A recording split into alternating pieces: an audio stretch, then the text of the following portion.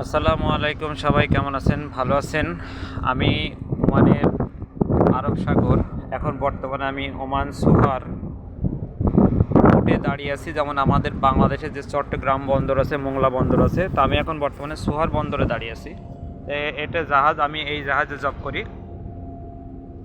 তে আপনাদেরকে বেশি টাইম হয়তো সময় দিতে পারবো না। তো যাই হোক, আমি বর্তমানে ইংল্যান্ডে যে জাহাজটি দেখছেন, এটি চিনির জাহাজ, সুগার বলা হয় যেটা। তো এই চিনির জাহাজে আর কি আমি এখানে আছি বর্তমানে একটা ছোটোখাটো কর্মরত অবস্থাতে আছি, কর্মজীবী হিসাবে এখানে কাজ করতেছি, শ্রমিক হিসাবেই মনে করতে পারেন। যা কারণ আমরা তো বাংলাদেশ থেকে এখানে আসছি, তা আমরা তো সবাই শ্রমিক, ঠিক না?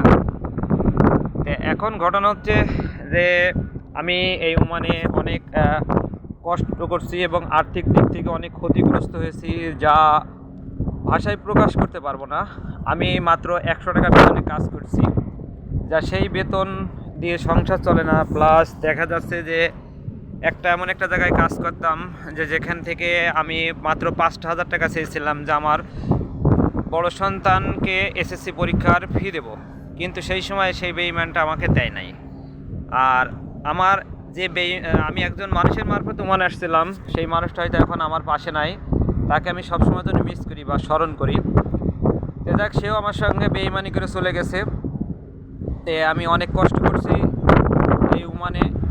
আল্লাহ আমাকে এখন অনেক সুখের মুখ দেখিয়েছেন এবং আমি এখন আলহামদুলিল্লাহ ভালো টাকা ইনকাম করি। পার ডে স্যালারি আমার এখানে 12 রিয়াল, বাংলাদেশ টাকায় প্রায় 38-3900 টাকা মতো পড়ে। তা যাক, প্রবাসী ভাইরা যে যেখানে আছেন, কেউই ধৈর্য হারা হবেন না, আপনাদের একজন সফলতার মুখ আনবে। কিন্তু পৃথিবীতে যারা বেঈমান থেকে সাবধান থাকবেন। বেঈমানদেরকে কখনোই কোনো দিন আপনি তাদের প্রশ্রয় দেবেন না, এটাই আর কি। কারণ হক হালালে রিজিক আল্লাহ আপনার অবশ্যই বরকত দেবে, আর আপনি একদিন অবশ্যই নিজের প্রতিষ্ঠানে দাঁড়িয়ে যাবেন এবং নিজে ফ্যামিলির জন্য কিছু একটা করে অবশ্যই বাংলাদেশে যাবেন। এবং আমার পাশে কেউ নাই, আমার পাড়া প্রতিবেশী আত্মীয় স্বজন কেউ নাই, আমার পাশে একমাত্র আল্লাহ আছে। আর আমার পাশে আমার 2টা সন্তান আছে। যাই হোক, আমার 2টা সন্তানকে আল্লাহ তাআলা নেক হায়াত দান করে দোয়া করবেন। আর আরেকটি হচ্ছে যে আমার সন্তানরা আজকে মানুষের মতো মানুষ হবে, এই জন্য আমি প্রবাসের মাটিতে আর কি কষ্ট করতেছি। তো যাক, আলহামদুলিল্লাহ, সবাই ভালো থাকবেন। আসসালামু আলাইকুম।